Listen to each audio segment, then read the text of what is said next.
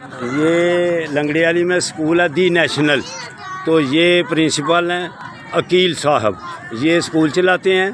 तो अल्हम्दुलिल्लाह आज फ़िज़िकल फ़िट रहने के लिए बच्चों को कहता भी हूँ कि अगर जिसने सेहतमंद रहना है मेरा चैनल खोलें young old man Sialkot YouTube पे।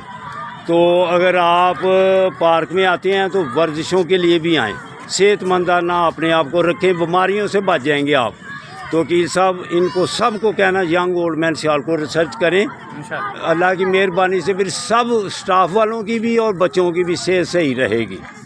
Young old man Sialkot. तो एक चैनल है दीनी मदीना 1111, दीन का भी इल्म होगा और सेहत भी बनेगी इंशाअल्लाह ताला। तो ये प्रिंसिपल साहब हैं अकील साहब, ठीक है जी। अल्लाह हाफिज़, अल्लाह हाफिज़।